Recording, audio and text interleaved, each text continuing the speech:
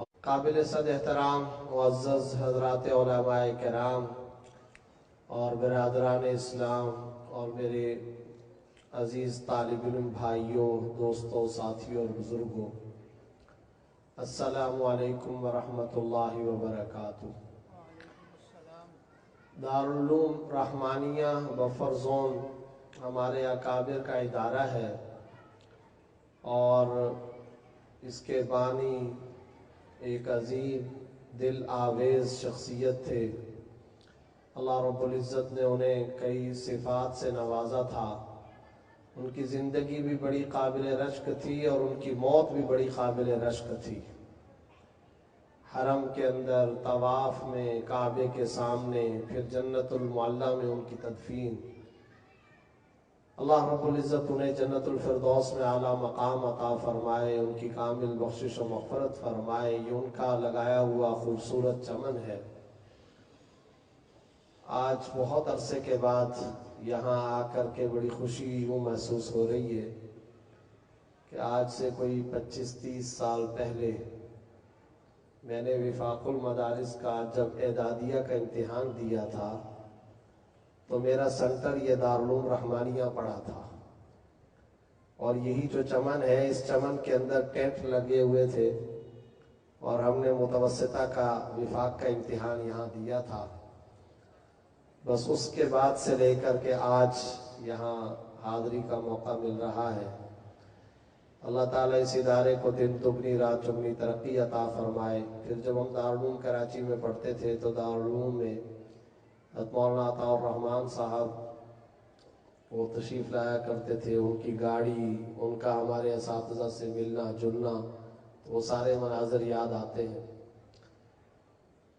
سیرت طیبہ کے عنوان پر آج یہ بڑی پروقار تقریب منعقد کی گئی ہے۔ انشاءاللہ اکابر علماء کرام بیانات فرمائیں گے اور ان کے تفصیلی خطابات بھی ہوں گے۔ آج چونکہ کراچی کے بھی اور ملک کے کچھ مخصوص حالات بھی ناسازگار ہوئے ہیں تو بڑی مشکل سے یہاں تک پہنچنا ہوا۔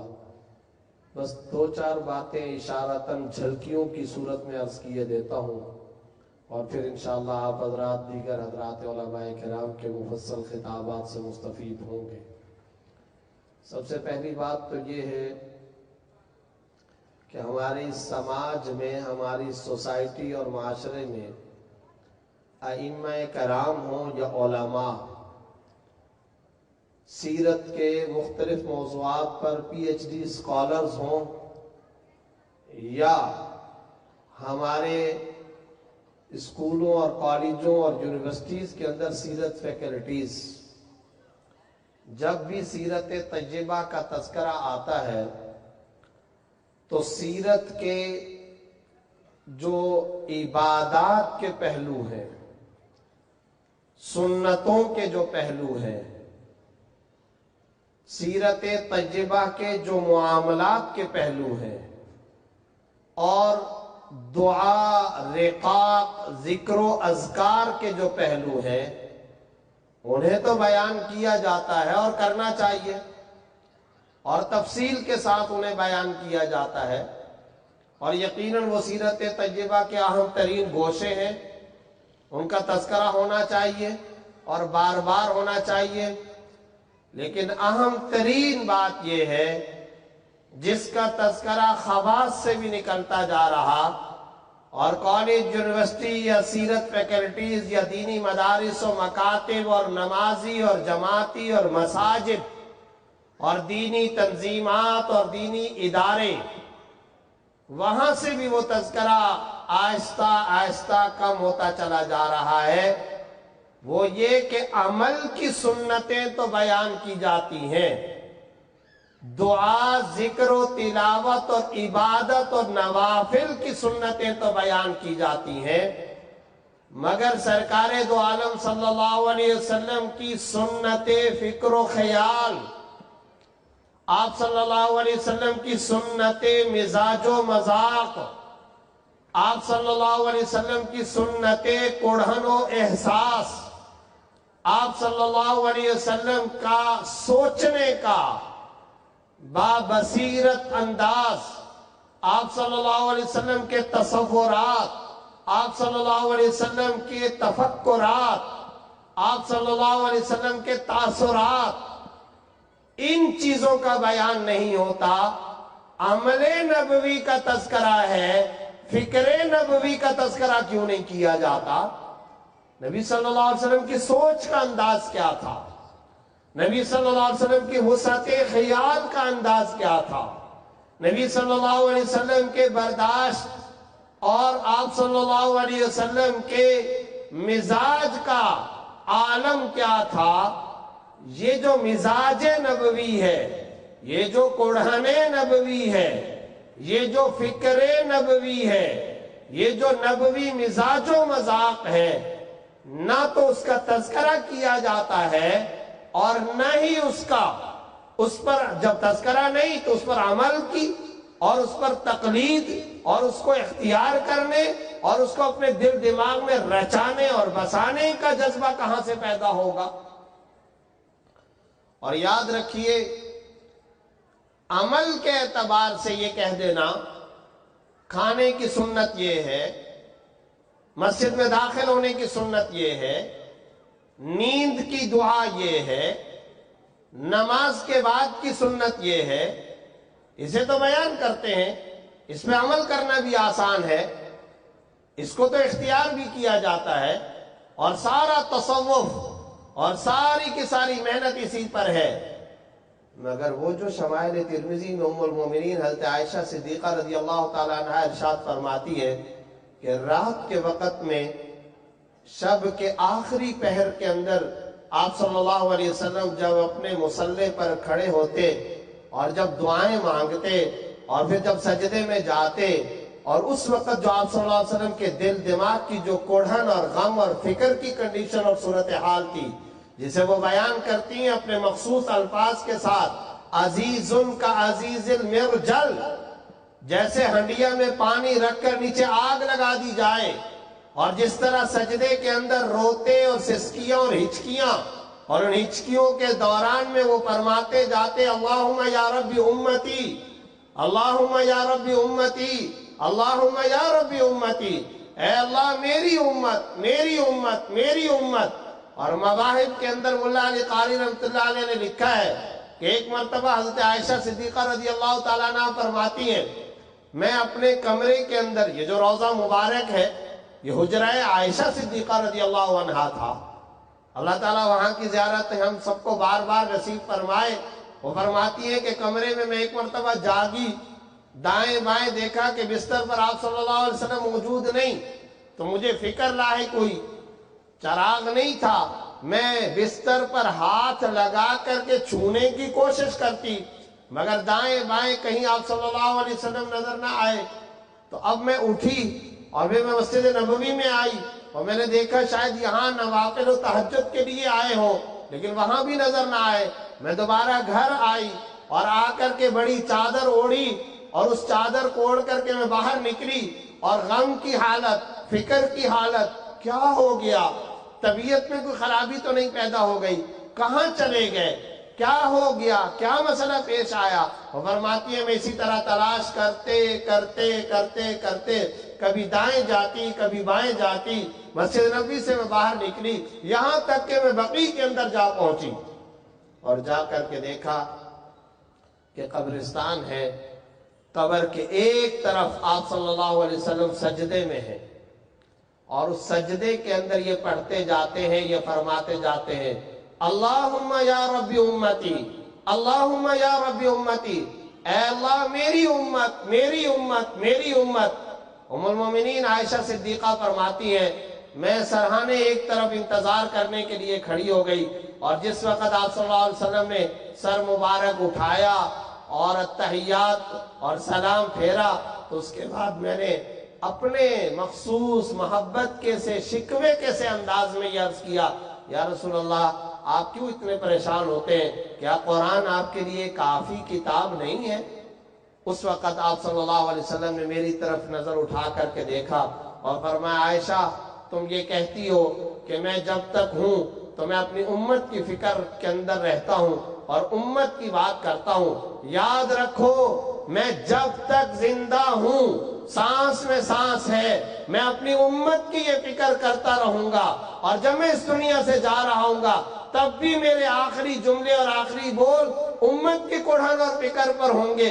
اور پھر جب میں اس دنیا سے چلا جاؤں گا اور قیامت کا منظر قائم ہوگا اور پل صراط کا منظر قائم ہوگا، اس وقت بھی صورتحال یہ ہوگی کہ میں پل صراط کے قریب ہوں گا، میرا پہلا امتی جب جائے گا وہاں جا کر کے وہ پکارے گا واہ محمد آ، واہ محمد آ، میں اس وقت اس کی مدد و سفارش کے لیے جاؤں گا۔ اور جب میں اس طرف جاؤں گا تو راستے میں کسی ٹھوکر کے لگنے کی وجہ سے شاید لڑکھڑانے لگوں، وَجِبْرِيلٌ آخِذٌ بِحِجْزَتِي، جبرائیل آ کر کے مجھے تھامیں گے، اور اس وقت میں سجدے میں گروں گا، اس وقت بھی میری زبان پر یہی ہوگا اللہم یا رب امتی، اللہم یا رب امتی، اللہم یا رب امتی۔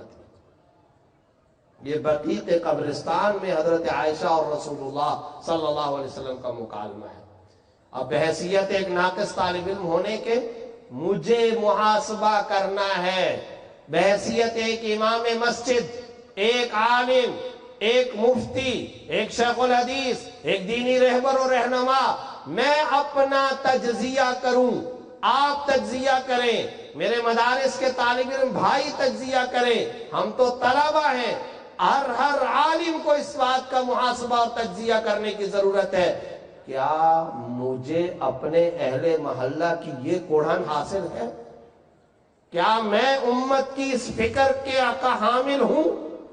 کیا عالم اسلام کے حالات امہ کی مجموعی صورتحال پر میری بھی راتوں کو کچھ سسکیاں نکلتی ہیں؟ کیا میں بھی آنکھوں سے آنسو بہاتا ہوں؟ کیا میرے اندر بھی ہچکیوں کا یہ جذبہ ہے؟ اور کیا فارس، شام و یمن، کوفہ و عراق سے اگر کوئی تکلیف دہ خبر کسی مسلم ماں کی، کسی مسلم بہن کی، کسی مسلم نوجوان کی اگر ملتی تو مدینہ میں سرکار دو عالم صلی اللہ علیہ وسلم اور آپ صلی اللہ علیہ وسلم کے قریبی رفقا اور یہ حضرت فاروق اعظم اور ان کی فاروقی افواج تڑپ اٹھا کرتی تھی، کیا یہ دینی قلبی کوڑھن کے فکری جذبات میرے اندر آج موجود ہیں؟ اس لیے میں یہ عرض کرتا ہوں اور بار بار یہ عرض کرتا ہوں، دعاؤں کی سنت کو بیان کیا جاتا ہے، عمل کی سنت کو بیان کیا جاتا ہے، عبادت و نماز کی سنت کو بیان کیا جاتا ہے، فکر و خیال کی سنتوں کو کیوں بیان نہیں کیا جاتا؟ مزاج و مزاج کی سنت کو کیوں نہیں بیان کیا جاتا؟ کوڑھن و احساس کی سنتوں کا تذکرہ کیوں نہیں ہوتا؟ بخاری کی 3 نمبر کی حدیث ہے، ام المومنین حضرت خدیجہ الکبریٰ رضی اللہ تعالیٰ عنہ نبوت کا تعارف کرا رہی ہیں، اور اہلیہ سے زیادہ شوہر کا کوئی بہتر تعارف نہیں کرا سکتا۔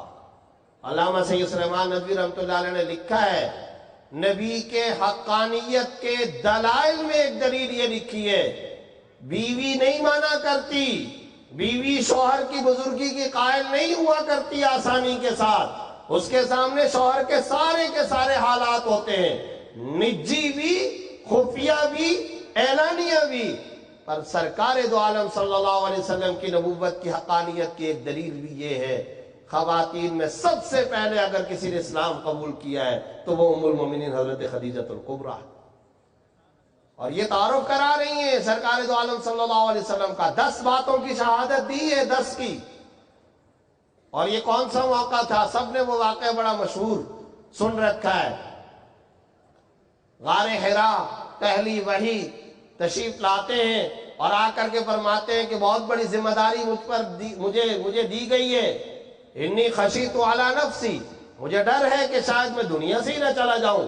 اب حضرت خدیجہ بولتی ہیں اور ارشاد فرماتی ہیں، کلا واللہ لا یخزیک اللہ ابدا، یا رسول اللہ کبھی اللہ آپ کو ناکام نہیں کرے گا، انت تصل الرحم، تکسب المعدوم، تحمل الکل، تقری الضعیف، تعین علی نوائب الحق۔ آپ بے روزگاروں کو روزگار پر لگاتے ہیں، آپ مہمانوں کی خاطر تواضع کرتے ہیں، آنے والے ڈیلیگیشنز اور وفود کا اکرام و احترام کرتے ہیں، فقراء، مساکین، یتیموں کے آپ منبع، ملجا، مرکز، ٹھکانہ ہے، حق کا ساتھ دیتے ہیں۔ ہمیشہ آپ نے حق کا ساتھ دیا، رشتے ناتے آپ جوڑتے ہیں، آپ کی طرف یتیم آتے ہیں، بے وگان کے آپ سہارا ہیں، بے روزگاروں کا آپ سہارا ہیں، آپ امت کے انسانیت کے مظلوم طبقات کا ساتھ دیتے ہیں، دکھی انسانیت کا آپ منبع اور ٹھکانہ ہے۔ اب یہ 10-12 باتوں کی شہادتیں حضرت خدیجہ دے رہی ہیں۔ بس جب ہم یہ پڑھتے ہیں العلماء ورثۃ الانبیاء، علماء انبیاء کے وارث ہیں، تو وراثت ایک چیز میں نہیں ہوتی ہے، ترکہ منتقل ہوتا ہے تو پورے کا پورا منتقل ہوتا ہے، وراثت آگے شفٹ اور ٹرانسفر ہوتی ہے تو پورے کے پورے، یہ نہیں ایک پلاٹ میں وراثت ہوگی دوسرے مکان میں وراثت نہیں ہوگی۔ کپڑوں میں ترکہ اور جائیداد کا حکم ہوگا اور پلاٹ کے اندر نہیں ہوگا، زیور کے اندر ہوگا، نقدی کے اندر نہیں ہوگا، ایسا نہیں ہے۔ مورث کی وراثت جب ورثاء کی طرف جاتی ہے تو تمام کی تمام چیزوں میں وراثت منتقل ہوتی ہے۔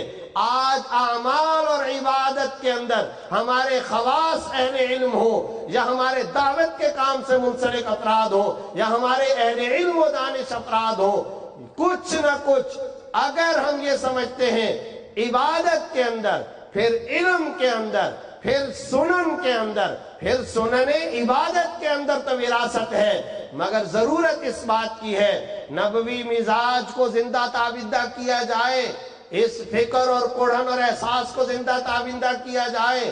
میں اگر امام مسجد ہوں، حدیث بخاری کے اندر یہ آ رہا ہے کہ میں بے روزگاروں کا سہارا بن رہا یا نہیں بن رہا، میرے محلے میں یتیم بچوں جتنے رہتے ہیں ان کی فہرست میرے پاس ہے؟ کیا میرے محلے، ٹاؤن، علاقے، کمیونٹی، برادری، قبیلے کے اندر جتنی بے وگان ہے ان کی لسٹ میرے پاس موجود ہے؟ کیا میں رفاہی سوچ رکھتا ہوں؟ کیا فلاحی سوچ رکھتا ہوں؟ کیا سماجی خدمت میں کرتا ہوں؟ ایک عالم دین امام مسجد سوچتا ہے میرا یہ کام نہیں۔ حضرت خدیجہ تو یہی باتوں کی گواہی دے رہی ہیں، وہ تو یہی سیرت طیبہ کے گوشے اجاگر کر رہی ہیں۔ ہم نے یہ کام کب سے سیکھ لیا کہ مسجد میں آئیں، نماز پڑھائیں، بغڑی دروازے سے واپس چلے جائیں، کسی سے میل جول نہ ہو، گھر، علاقے، خاندان، کمیونٹی، برادری، ٹاؤن، علاقے کے مسائل سے، دنیا کے مسائل سے، پھر عالم اسلام کے مسائل سے، پھر امہ کے مسائل سے ہمیں سروکار نہ ہو، یہ قطعاً نبوی فکر و مزاج سے ہم آہنگ نہیں ہے۔ یہ کبھی نبوی فکر اور مزاج نہیں ہو سکتا۔ صرف اور صرف عبادات کافی ہوتی تو پھر 22,31,050 مربع میل پر فاروق اعظم اور ان کی افواج کیا کرنے جا رہی تھی؟ ربعی بن عامر ایران کے کمانڈر ان چیف کو کیوں مخاطب ہو رہے تھے اور سعد رضی اللہ تعالیٰ عنہ کیوں فرماتے تھے، اور ربعی کا یہ جملہ کیوں تاریخ کے سنہری حصے کے اندر آج بھی محفوظ ہے؟ خرجنا لنخرج العباد من عبادت العباد الى عبادت رب العباد۔ ہم نہیں آئے ہیں تشکیل ہوئی ہے، ہم نہیں آئے حجت الوداع کی تشکیل پر آئے ہیں، ہم نہیں آئے، ہمیں بھیجا گیا ہے، اور آئے اس لیے ہیں بندوں کو بندوں کی بندگی سے نکال کر بندوں کے رب کی بندگی کی طرف منتقل کر دیں۔ اس تشکیل نبوت پر آئے ہیں، اس تشکیل فاروقی پر آئے ہیں۔ شرحبیل بن حسنہ رضی اللہ تعالیٰ عنہ، حضرت حذیفہ ہوں، حضرت خالد بن ولید ہوں، اور دمشق کے اندر پہنچنے والے 11,500 صحابہ کرام ہوں، ایک ہی ان کا سرمایہ تھا، فکر نبوت، مزاج نبوت، نبوی کڑھن، اور اسی نبوی کڑھن نے قبرستان آباد کروائے ہیں۔ اسی نبوی فکر نے پوری دنیا کے اندر دشت و دشت ہیں، دریا بھی نہ چھوڑے ہم نے، بحر ظلمات پہ دوڑا دیے گھوڑے ہم نے۔ 9,500 قبریں مدینہ کے بقیع کے اندر ہیں، افغانستان تک صدیق اکبر کی آل اولاد پہنچتی ہے، ترکی کے اندر ابو ایوب انصاری پہنچتے ہیں، حضرت اسما، حضرت حفصہ بنت عمر نبی کی اہلیہ حضرت عمر رضی اللہ تعالیٰ عنہ کی بیٹی دمشق کے اندر مدفون ہے، بلال حبشی دمشق کے اندر مدفون ہے، ثعلبہ خشنی دمشق کے اندر مدفون ہے، حضرت خالد بن ولید حمص کے اندر مدفون ہے، عمر بن عبدالعزیز کا پورا سلسلہ، بنو امیہ کے سارے صحابہ کرام کا ایک طویل سلسلہ مزہ کے اندر دمشق کے جوار اور پڑوس کے اندر موجود ہے۔ یہ پوری دنیا میں صحابہ کرام کے تحرکات کیا بتا رہے ہیں؟ کون سی وہ چیز تھی جس نے راتوں کو ان کی نیندیں اڑائی ہیں؟ کون سی وہ چیز تھی جس نے قبیلہ چھوڑوایا، جس نے اپنے علاقے چھوڑوائے؟ کون سی وہ چیز تھی جس نے ان کے وطن ان سے چھوڑوائے، جس نے ان کو دیار غیر میں جا کر کے کہاں اندلس ہے، کہاں غرناطہ ہے، کہاں الحمرہ ہے؟ حضرت عبداللہ بن رواحہ میں دیکھ کر کے عمان، اردن، آج بھی 4.5 گھنٹے کی فلائٹ ہے۔ زید بن حارثہ، جعفر طیار، عبداللہ بن رواحہ، اوس بن قاسم تاجکستان اور قازقستان کے اندر، ان سب صحابہ کو ایک ہی چیز، ایک ہی سرمایہ، ایک ہی اثاثہ ان کے پاس تھا اور ایک ہی مشن تھا، اور وہ مشن فکر نبوی، مزاج نبوت، نبوی کڑھن، نبوی احساس، جس نے صحابہ کو بھی، صحابیات کو بھی اپنے وطن میں نہیں رہنے دیا۔ پھر یہ تحرکات قائم ہوئے اور پوری دنیا کو اسلام کے زیر نگین لا کر کے کھڑا کر دیا۔ صرف اور صرف اس کے پیچھے جو اسپرٹ تھی، جو روحانیت تھی، جو روح تھی، جو فلسفہ تھا، جو طاقت تھی، وہ تھا نبوی مزاج، وہ تھی نبوی فکر کی میراث، اور وہ تھی نبوی کڑھن، اور وہ تھی نبوی احساس کا دل دماغ کے اندر بسا ہوا، رچا ہوا جذبہ۔ اس جذبے کو آج اہل علم کے اندر زندہ کرنے کی ضرورت ہے، اس جذبے کو پیدا کرنے کی ضرورت ہے۔ اس لیے بیانات ہوتے ہیں، تقاریر ہوتی ہے، اور ان بیانات میں کہا جاتا ہے کھانے کی سنت یہ ہے، ان میں کہا جاتا ہے رات کے وقت عبادت کی سنت یہ ہے، مگر خدا کرے یہ دل کا جذبہ ہمارے اندر پیدا ہو۔ شیخ الحدیث حضرت مولانا زکریہ صاحب رحمۃ اللہ علیہ علماء کی ایک مرتبہ مجلس کے اندر بیٹھے ہیں، علماء میں سے کسی نے پوچھا حضرت میٹھا پہلے کھانا سنت ہے یا کرارا پہلے کھانا سنت ہے؟ بعض لوگ کہتے ہیں کھانا کھانے کے بعد میٹھا کھایا جائے اور یہ سنت ہے۔ حضرت سے پوچھا ان سے زیادہ کون حدیث کا ماہر اور شمائل کا ماہر، بخاری کے شارح؟ حضرت سر جھکائے نیچے بیٹھے۔ دوبارہ سوال ہوا، اب جب حضرت نے سر اٹھایا تو آنکھوں کے اندر آنسو تھے۔ فرمایا چھوڑو میٹھے اور کرارے کو، فقر و فاقہ کرنا سنت ہے، فاقے کرنا سنت ہے، رونا سنت ہے، یہ آنسو لانا یہ سنت ہے، یہ بے چینی یہ سنت ہے۔ اور آج ہمارے اہل علم و دانش سے بھی یہ چیز اٹھتی چلی جا رہی ہے۔ اس کے لیے میں اپنے طالب علم بھائیوں سے ایک درخواست کرتا ہوں، اور یہ وہ درخواست ہے، اساتذہ یا علماء نہیں، وہ مخاطب جو ہمارے طلبہ یہاں زیادہ نظر آ رہے ہیں، حضرت مولانا سید ابو الحسن علی میاں ندوی رحمت اللہ علیہ کی کتب کا مطالعہ فرمائیے۔ منصب نبوت اور اس کے عالی مقام حاملین پڑھیے اس کو۔ ماذا خسر العالم بانحطاط المسلمین، اس کا مطالعہ کیجئے۔ مغرب سے کچھ صاف صاف باتیں، اس کا مطالعہ کیجئے۔ نبی رحمت کا مطالعہ کیجئے، رحمت للعالمین کا مطالعہ کیجئے۔ اور تحفے کے طور پر اپنے طالب علم بھائیوں کو ایک کتاب کا نام بتاتا ہوں، مختصر کتاب، چھوٹی کتاب، مگر پڑھیے۔ پھر کہتا ہوں پڑھیے، پھر رک کر کے کہتا ہوں پڑھیے، اور بار بار پڑھیے۔ علامہ سید سلیمان ندوی رحمت اللہ علیہ کے ہندوستان کے اندر مدراس یونیورسٹی میں 7 خطبات ہیں۔ نبی اکرم سرور دو عالم صلی اللہ علیہ وسلم کا کاملیت کا پہلو، اکملیت کا پہلو، عملیت کا پہلو، تاریخیت کا پہلو، اور اس میں جو انہوں نے کمپٹیشن آف ریلیجنز بیان کیا، اور اس میں رسول اللہ صلی اللہ علیہ وسلم کی جس انداز میں سیرت کو بیان کیا ہے، ایک ایک طالب علم کا فرض ہے اس کا مطالعہ کرے اور بار بار مطالعہ کرے۔ کتاب کا نام ہے خطبات مدراس۔ مدراس یونیورسٹی میں حضرت کے ساتھ خطبات ہوئے تھے، ان 7 لیکچرز کا یہ مجموعہ ہے، اس کا مطالعہ کیجئے اور رچا بسا لیجئے اس کو اپنے دل دماغ کے اندر۔ انتہائی اہم ترین کتاب ہے۔ اللہ تعالیٰ مجھے اور آپ کو اس کی توفیق عطا فرمائے۔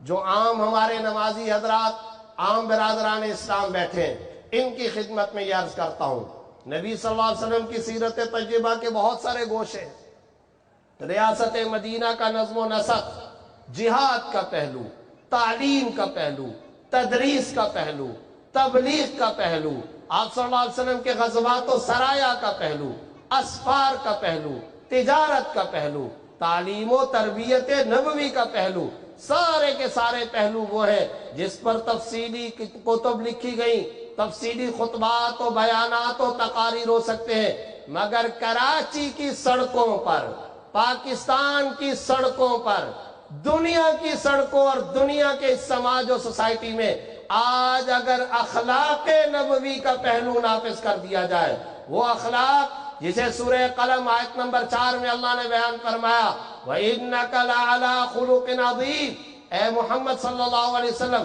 بے شک آپ اخلاق و کردار کی بلندی پر فائز ہیں۔ اخلاق نبوی صرف اور صرف اس گوشے کو اگر آج دنیا میں نافذ کر دیا جائے، ہمارے سماج اور معاشرے کے 99% مسائل خود بخود حل ہو جائیں گے۔ ان اخلاق نبوی کو عدلیہ میں، مقننہ میں، ریاستی اداروں میں، سڑکوں پر، شاپنگ سینٹروں میں، مالز میں، کچہریوں میں، بازاروں میں، روڈوں پر، مکاتب میں، مدارس میں، اپنی گلیوں میں، اپنے محلوں میں انہیں زندہ کرنے کی ضرورت ہے۔ اور یاد رکھیے انہی اخلاق نبوی کا یہ کرشمہ تھا کہ یہ پوری دنیا زیر نگین اسلام آئی ہے۔ آج بھی اس کے اندر وہ اسپرٹ اور طاقت موجود ہے، آج بھی موجود ہے۔ اور اگر تجربہ کرنا ہو تو تجربہ بھی کر لیجئے کبھی۔ لائن لگی ہوئی ہوتی ہے اور اس لائن کے اندر کیا ہوتا ہے، ہر آدمی بجلی کا بل جمع کرانے کے لیے، کوئی چیز حاصل کرنے کے لیے کیو کے اندر لائن پہ لگا ہوا ہے۔ اب وہ جب لگا ہوا ہے نا تو ہر آدمی کوشش کرتا ہے کہ یہ جو اس وقت بندہ ہے تو میں اس سے آگے چلا جاؤں، ادھر سے بھی ادھر سے بھی، وہ بھی کوشش کر رہا ہے، یہ بھی کوشش کر رہے ہیں، یہ کھینچا تانی کا ماحول ہے۔ تجربہ کر لیجئے، میں نے بھی کیا ہے، آپ بھی کریں، بہت مزہ آئے گا، بڑا لطف آئے گا، انجوائے کریں گے آپ۔ این اس وقت جب اگلا بندہ دائیں بائیں سے آگے بڑھنے کی کوشش کر رہا ہو، آپ ذرا سائڈ پر ہو جائیں اور کہیں جی آپ آگے آ جائیں گے۔ دیکھیے وہ اگلا بندہ اگر باضمیر ہوگا کیسے پانی پانی ہوتا ہے، فوراً وہ آپ کو اشارہ کرے گا نہیں نہیں آپ آگے ہو جائیے۔ روڈ پر جا رہے ہیں نا، گاڑی ہے، آپ چلا رہے ہیں، وہ والا ساتھ والا بھی ہے، آپ کوشش کر رہے ہیں کہ میں آگے جاؤں، وہ کوشش کر رہے ہیں کہ میں آگے جاؤں، اور بڑبڑا بھی رہے ہیں اور شیشہ بند ہے، کوئی نہ کوئی گالم گلوچ بھی کر رہے ہیں۔ این اسی وقت میں رک جاؤ، رک جاؤ اور ایسے ہاتھ سے اشارہ کرو کہ آپ آگے جائیے، پھر ذرا دیکھیے کہ اس کا ریئیکشن کیا ہوتا ہے۔ یقیناً وہ آپ سے کہے نہیں نہیں نہیں میں رکتا ہوں، آپ آگے جائیے۔ آج بھی خدا کی قسم انہیں ایثار والے اخلاق نبوی میں قوت موجود ہے، آج بھی طاقت موجود ہے۔ بیان کرنے کے لیے تو بہت آسانی کے ساتھ ہم بیان کرتے ہیں کہ رسول اللہ صلی اللہ علیہ وسلم کے اخلاق عظیمہ یہ تھے، جو پتھر مارتا پھول برساتے، جو گالی دیتا دعائیں دیتے تھے، جو زیادتی کرتا تھا احسان کا معاملہ فرماتے تھے۔ عمل ہم نے کب کیا ہے؟ اخلاق نبوی، خدا کی قسم صرف اور صرف یہی ایک پہلو نافذ ہو جائے، ہمارے بے شمار مسائل حل ہو جائیں۔ اور یہ یاد رکھیے یہ ہر ایک کا مسئلہ ہے، یہ صرف اور صرف عوام مخاطب نہیں ہے، ہر ایک اس کا محتاج ہے، ہر ایک کو اس کی ضرورت ہے۔ صرف اور صرف ذرا ہم اس طرح متوجہ ہو جائیں۔ بڑی آسانی کے ساتھ شمائل ترمذی کے اندر ہم یہ حدیث پڑھتے ہیں، جب بھی کوئی شخص آپ صلی اللہ علیہ وسلم کے پاس آتا، مصافحہ کرتا، ملتا، جب تک وہ اپنی بات پوری کر کے ہٹ نہ جاتا، از خود چلا نہ جاتا، آپ صلی اللہ علیہ وسلم مکمل سرتاپا اس کی طرف متوجہ ہوتے۔ بیان کر لیا میں نے، آپ نے سن لیا، خنجر چل جائیں گے اس سنت پر عمل کرنے کے لیے، آرے چلیں گے سینے پر. کوئی مصروف آدمی، ہر وقت لوگ سلام کر رہے ہیں، مل رہے ہیں، بات کر رہے ہیں، ایک آ رہا ہے دوسرا آ رہا ہے. کوئی دنیا میں کیا مصروف ہوگا جو رسول اللہ صلی اللہ علیہ وسلم مصروف تھے؟ آپ صلی اللہ علیہ وسلم سے زیادہ مصروفیت کس کی ہے؟ اور حدیث سے شمائل ترمذی میں سنت کیا آ رہی ہے؟ کوئی شخص ملتا اس وقت تک چہرہ مبارک نہ پھیرتے جب تک وہ اپنی بات مکمل کر کے از خود نہ چلا جاتا. کر کے دکھائیں ذرا اس سنت پر عمل، لگ پتہ جائے گا. ایک روایت میں آتا ہے کہ حضرت عائشہ رضی اللہ تعالیٰ عنہ فرماتی ہے میں کمرے سے باہر نکلی تو ایک بوڑھیا عورت آئی ہوئی ہے، اور وہ بوڑھیا عورت آپ صلی اللہ علیہ وسلم سے بات کر رہی ہے. آپ صلی اللہ علیہ وسلم سر جھکائے اس کی بات سن رہے ہیں. حضرت عائشہ رضی اللہ عنہ فرماتی ہیں میں نے دیکھا کوئی بڑھیا ہے اور وہ بات کر رہی ہے اور آپ صلی اللہ علیہ وسلم سر جھکائے بات سن رہے ہیں. میں اپنے کام کاج کے لیے ایک کمرے میں چلی گئی، اور جب چلی گئی تو بہت دیر کے بعد اپنا کام کاج کرنے کے باہر آئی تو وہ بڑھیا اسی طرح کھڑے ہو کر باتیں کر رہی اور آپ صلی اللہ علیہ وسلم اسی طرح کھڑے سن رہے ہیں. تو میں نے سوچا اس بڑھیا نے تو تکلیف میں ڈال دیا. دوسری مرتبہ، تیسری مرتبہ، آخرکار حضرت عائشہ رضی اللہ عنہ فرماتی ہے جب بہت دیر گزر گئی اور میں تیسری مرتبہ باہر آئی تو میں نے دیکھا کہ سرکار دو عالم صلی اللہ علیہ وسلم اسی طرح سر جھکائے کھڑے اور بات سن رہے. آخرکار میرے دل میں ارادہ پیدا ہوا جا کر کے اس بڑھیا خاتون کو منع کروں اور اسے روکوں، لیکن کچھ دیر کے بعد وہ اجازت لے کر کے چلی گئی.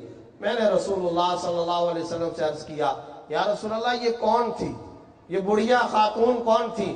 آپ صلی اللہ علیہ وسلم نے فرمایا عائشہ جانتا میں بھی نہیں ہوں، بس یہ بات ہے یہ بڑھیا خدیجہ کے پاس آتی جاتی رہتی تھی، یہ ان کے پاس آتی جاتی تھی، ان سے ان کا تعلق تھا. اس تعلق کا پاس رکھتے ہوئے یہ ہے اعلیٰ درجے کے اخلاق نبوی. اس لیے اس کی کوئی جھلکی، اس کا کوئی شائبہ اور اس کا کوئی ذرہ اللہ تعالی ہم سب کو عطا فرمائے. اللہ رب العزت آج کے اس پروگرام کو امہ کے لیے نافع فرمائے، مقبول فرمائے اور اس سے ہر اعتبار سے مفید فرمائے. اللہ تعالی ہم سب کو سیرت طیبہ کے اس حقیقی فلسفے، اس حقیقی مؤثر پیغام کو اپنی زندگیوں میں رچانے بسانے اور پھر اس کے بعد دنیا میں عام کرنے کی توفیق عطا فرمائے. وآخر دعوانا ان الحمد للہ.